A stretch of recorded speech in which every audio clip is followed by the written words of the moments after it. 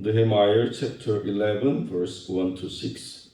느헤미야 11장 1절로 6절의 말씀입니다.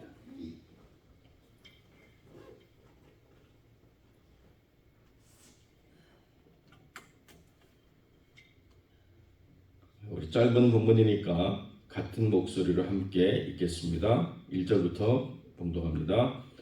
백성의 두목들은 예루살렘에 머물렀고 그 남은 백성은 제비 뽑아 10분의 1은 거룩한 성 예루살렘에 와서 거하게 하고 그 부분은 다른 성읍에 거하게 하였으며 무릇 예루살렘에 거하기를 자원하는 자는 백성들이 위하여 복을 빌었느니라. 이스라엘과 제사장들과 레위 사람들과 느디님 사람들과 솔로몬의 신복의 자손은 유다 여러 성읍에서 각각 그 본성 본기업에 거하였고 예루살렘에 거한 그 도의 두목들은 이러하니 예루살렘에 거한 자는 유다 자손과 베냐민 자손 몇 명이라.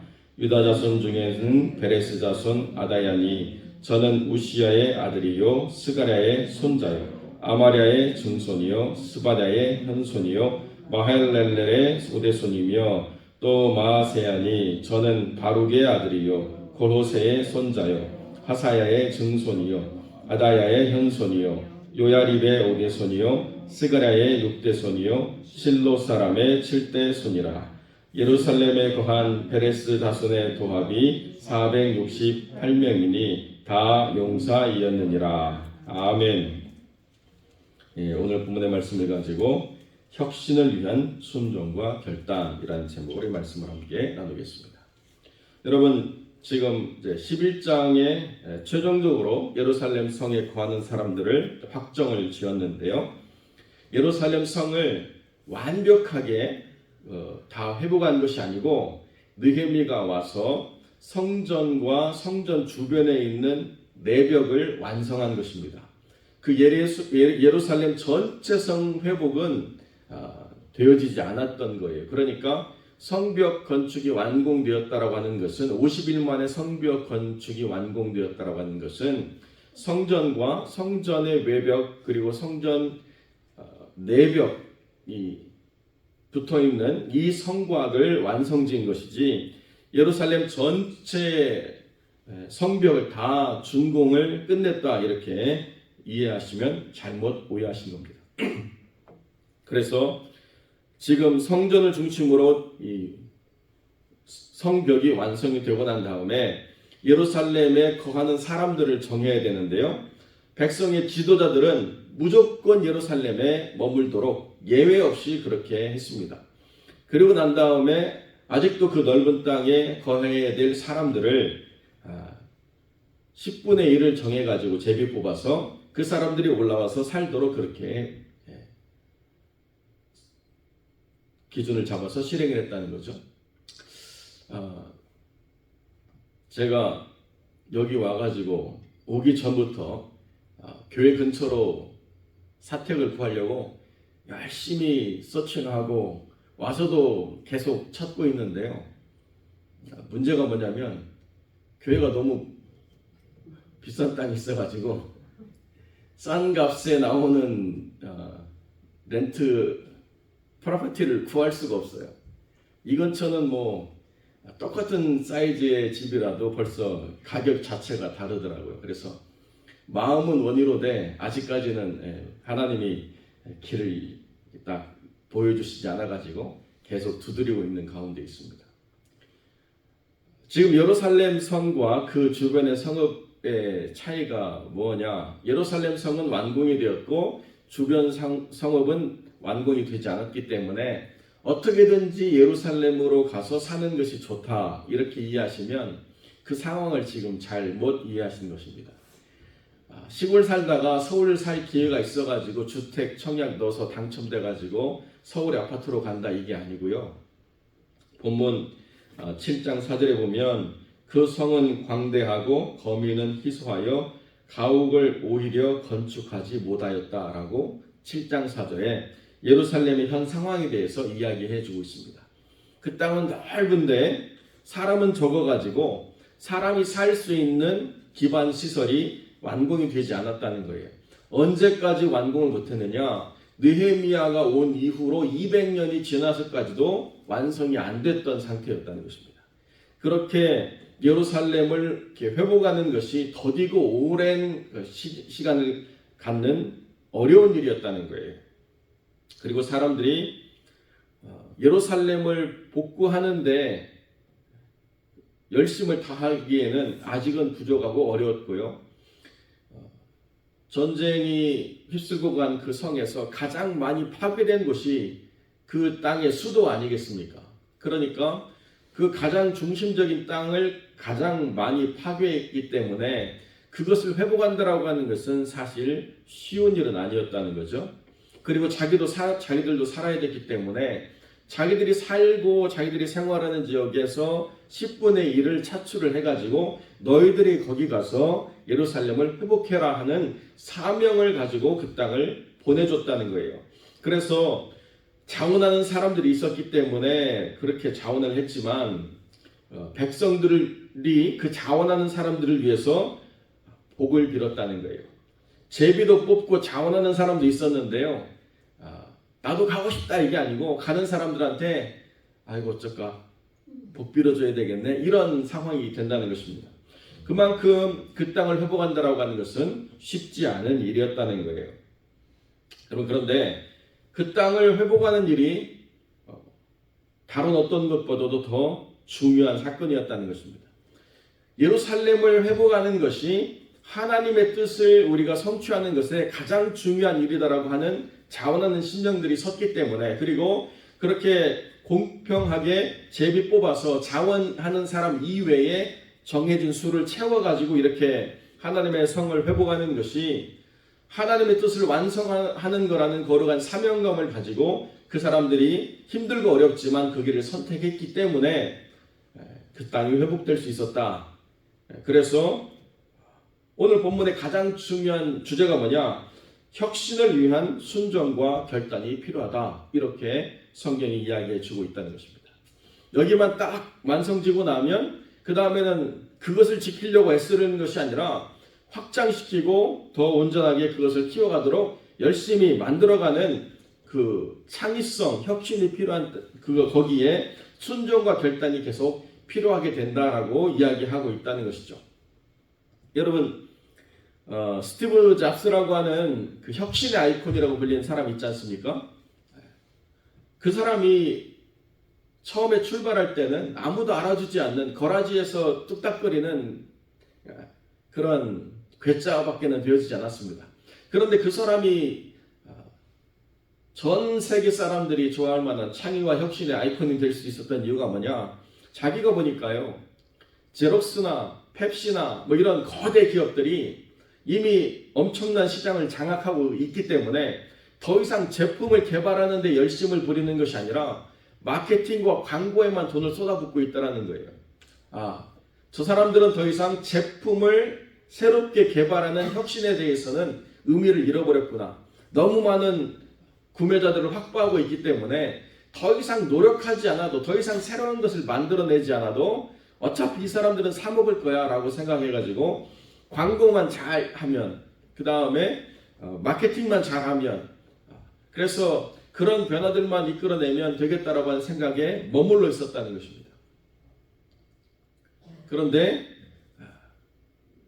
이 스티브 잡스라고 하는 사람은 마케팅보다는 제품의 품질 향상을 위해서 더 노력하는 기업이 되어야 되겠다라고 끊임없이 노력하는 개발자들에게 그 보상이 돌아가도록 계속 투자하면서 그러한 애플이라고 하는 세계적인 기업을 일궈낼 수 있었다는 거죠. 마찬가지입니다. 테슬라라고 하는 기업, 이제 미국 정부가 전기차에 보조금 주지 않는다라고 말할 때 테슬라는 어떻게 할까? 트럼프를 위해서 엄청난 돈을 투자했는데 트럼프가 안 도와주네? 아니에요. 이미 테슬라는 다른 전기 회사보다 엄청난 차별적인 그 기술들을 개발해서 가지고 있기 때문에 보조금으로 따라갈 수 없는 엄청난 기술 혁신을 가져왔다는 거예요. 내가 그 땅에 머물러 있어서 여기까지면 됐고 나머지는 이제 알아서 해, 이것이 아니고, 예루살렘이라고 하는 땅이 그렇게 광활한 땅이 회복되지 않았다고 한다면 여기 이렇게 성 짓고 우리가 그 안에 안주하는 게 아니라 어떻게든지 여기에 사람을 불러들여서 사람이 살 수 있는 땅으로 바꾸고 만들어야 되겠다라고 하는 그 변화를 꿈꾸면서 계속적으로 자원하는 신령들이 와서 그 땅을 복 있는 땅으로 일고 가도록 이끌었던 것이 예루살렘이라고 하는 땅이 회복되는데 가장 중요한 것이었다는 거예요. 그리고 힘없는 사람, 능력 없는 사람, 어떻게 보면 가지지 못해서 어쩔 수 없이 밀려난 사람들이 몰려드는 그런 땅이 아니었다는 것입니다. 예루살렘에 거한 사람들이 468명이 한 자손에 있었는데 모두 다 용사였다. 성경은 이렇게 기록하고 있습니다. 그 땅을 회복하기 위해서 그 땅을 잘 일궈낼 수 있는 능력 있는 사람들이 보냄을 받아서 그 땅을 일구었다라고 성경은 이야기하고 있다는 거죠. 그 땅이 그렇게 망가진 것으로 끝난 것이 아니라 여전히 우리가 1장부터 7장을 쭉 살펴보는데 사마리아 사람들, 아랍 사람들, 그 다음에 겟셈 사람들이 계속 그 땅을 위협하고 있는 분쟁 지역이었다는 거예요.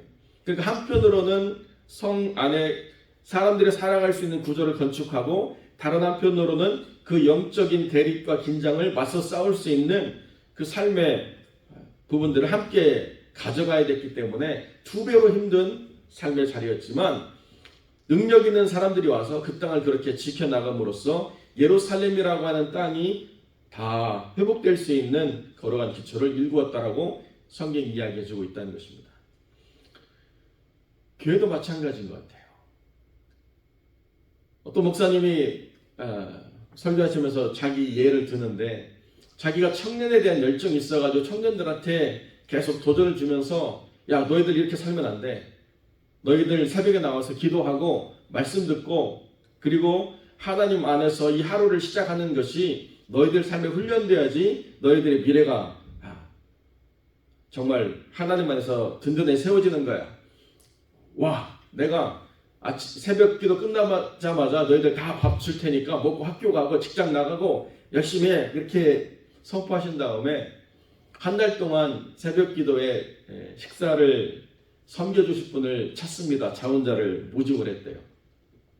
그랬더니 아무도 자원을 안 하고 섬김을 받아야 될 분 권사님 5분이 자원을 하셨대요. 그래서 이 목사님이 고민스러운데 자원을 하셨으니까 목회실로 이렇게 오시라고 초대해서 간절히 기도를 했답니다. 하나님 정말 이 섬김을 통해서 오히려 건강해질 수 있도록 오히려 힘을 얻을 수 있도록 은혜 베풀어 주시옵소서. 네, 그런데 진짜로 정말 이 아프고 힘든 권사님들이 펄펄 날아다니기 시작하는데요. 그 다음부터 어떤 소문이 교회에 돌았느냐. 아픈 사람들 새벽 봉사하면 병 낫는다더라는 소문까지 날 정도로 이분이 아주 그냥 이분들이 활활 날아다니게 됐어요. 그래서 그 교회가 이 목사님을 통해서 청년들이 부흥하는 교회로 이렇게 세워지게 됐다. 자기 이야기를 하시더라고요. 상황과 조건이 안 되기 때문에 못한다라고 하는 이야기를 할 것이 아니라 상황과 조건을 뛰어넘을 수 있는 믿음의 사람이 서기를 기도하고 그런 사람들이 설 때에 축복해주고 그런 사람들이 하나님의 그 거룩한 나라의 가치를 세울 수 있도록 격려해주고 기도해주고 이 모든 것들이 있을 때에 하나님 안에서 교회도 지경이 넓혀지는 역사가 이루어지게 된다는 것입니다. 그런데 안 되니까 못하고 할 수 없으니까 안 하고 할 마음도 없고 모든 사람들이 위축되기 시작하면 그 자리를 겨우 지킬 수 있는 것도 되어지지 않는다는 거예요. 갈수록 위축되고 갈수록 힘들어져서 이제는 전에는 마땅하던 것도 시간이 지나면 그것도 힘들어지는 것이 되잖아요. 내가 젊을 때는 마땅했는데 육신이 힘들어지면 마땅하지 않은 것들이 얼마나 많이 있습니까? 나는 그러고 싶지 않아도 기억력이 또 예전 같지 않고 우리의 활동 범위도 예전 같지 않고 여러 가지로 예전 같지 않은 일들이 너무 많아진다는 거예요. 상황과 조건을 따라서 다운그레이드 될 수밖에 없는 것이 삶이라고 한다면 믿음은 뭐라고 이야기하느냐? 그럼에도 불구하고 지경을 넓히는 도전을 해보라고 이야기한다는 것입니다. 그렇게 믿음 안에서 도전해 나가면 우리가 우리의 생각과 삶의 지혜로 판단할 수 없는 하나님의 은혜가 그 땅과 삶을 풍성하게 만드는 역사가 반드시 있게 된다라고 성경이 가르쳐 주고 있다는 것입니다. 그렇기 때문에 그 책임을 맡은 백성의 지도자들이 먼저 자원하는 심령으로 내가 그 땅을 섬기겠습니다라고 하는 헌신과 결단이 이루어져야 된다는 거예요. 교회의 지도자라고 세웠는데 교회의 지도자가 그런 헌신과 결단의 자리에서 다 빠져나기 시작하면 누가 그 교회를 돌보고 누가 그 교회에 대한 기대를 갖겠습니까? 교회의 지도자들을 세우면 그 지도자들이 하나님 안에서 예배를 세우고 하나님 안에서 교육을 세우고 섬김을 세우고 전도에 열심을 내고 또 사람들 안에 믿음 안에 선한 친교가 이루어지도록 자기 스스로가 먼저 믿음 안에서 도전적인 삶을 살아가고 이런 것들을 드러냄으로써 하나님의 교회가 세워져 갈 수 있게 된다는 것입니다. 한때 유명했던 교회가 왜 더 이상 그 빛을 드러내지 못하는가? 하나님 안에서 영적 지경을 넓히는 일에 열심을 내는 것이 아니라 자기 안에서 서로가 옳고 그름을 가지고 자기 영광을 위해서 서로가 다투다 보니까 문제가 생기고 결국에는 자멸하는 길을 보게 된다는 거죠. 교회가 완벽하기 때문에 하나님이 이 땅에 빛이 되고 이 땅에 소금으로 살아간다고 말씀하시지는 않았습니다. 교회는 여전히 불안정하고 부족하고 모자란 부분이 있지만 그럼에도 불구하고 교회가 세상을 향해서 빛을 드러내려고 애를 쓰게 될 때에 하나님 안에서 그 거룩한 은혜로 말미암아서 교회의 지경이 넓어지는 일들이 계속 이루어져 가게 된다는 것이죠. 어디에 머무를 것인가? 안전하고 편안하고 부담 없고 힘들지 않은 데 머무르면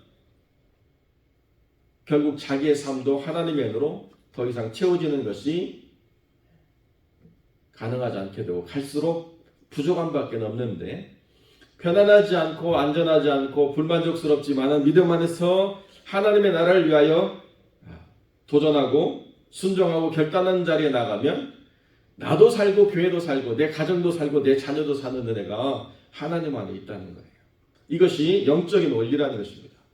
여기에 이 백성의 지도자들이 나는 편안한 데 거할 테니까 너희들은 불편한 데 살아라고 이야기하면 둘 다 망하는 세상이 됐지만 백성의 지도자들은 두목들은 다 예루살렘에 머물러야 했고 그 나머지 백성들 중에서 능력 있는 사람들이 자원하고 나머지 사람들은 제비 뽑아서 10분의 1에 해당하는 사람들이 하나님께 드려지는 산 제물로서의 11조와 같은 사람들이 와서 이 땅을 살렸기 때문에 이 땅이 예수 그리스도가 오시는 거룩한 땅으로 회복될 수 있었다는 사실을 우리가 기억해야 된다는 것입니다.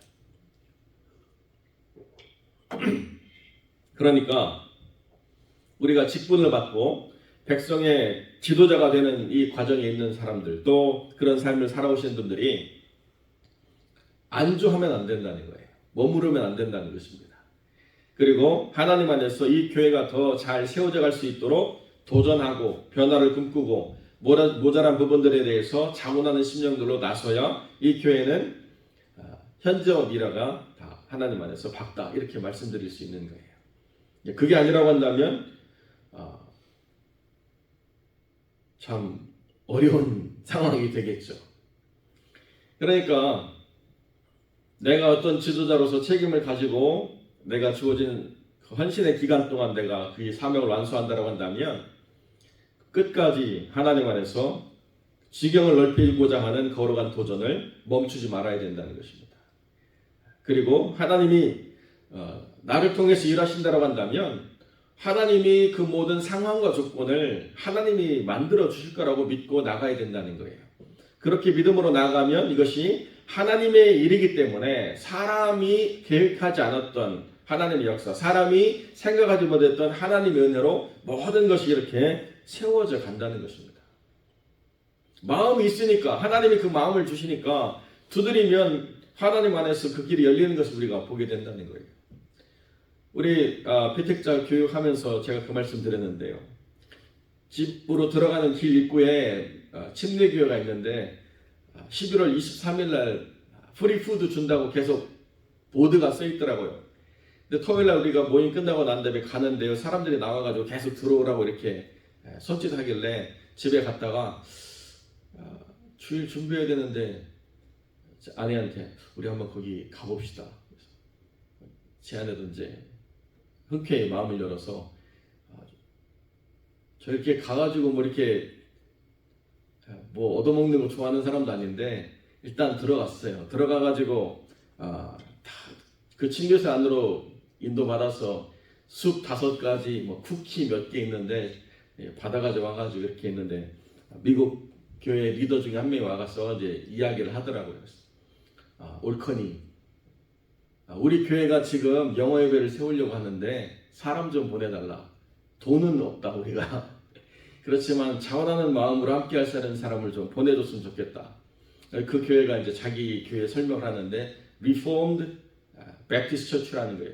그냥 Baptist Church가 아니고 Reformed Baptist Church면 장로교회 theology하고 거의 많은 걸 공유하는 교회이기 때문에 그렇게 계속 이야기를 했습니다. 그랬더니 자기가 그 보드 멤버들에게 이야기해가지고 답을 주겠다고 이렇게 이야기했어요. 그래서 제 전화번호하고 저희 교회 이름, 그다음에 제 이름까지 딱 써서 연락처를 줬습니다. 그 교회에서 우리를 위해서 사람이 나올지 안 나올지는 모르지만 그렇게 우리가 지경을 넓히려고 하고 뭐 갖추지 않았지만은 두드리다 보면 우리가 물질이 있어서 풀타임 사역자를 구할 수 있는 상황이 돼야만 하나님의 사역자를 붙여주시는 게 아니고요. 하나님 안에서 열린 마음을 가지고 나는 돈 받지 않아도 섬기고 싶다고 하는 사람이 올 수도 있다는 거예요. 계속 하나님의 뜻을 구하고 두드려 보는 게 중요하다는 것입니다.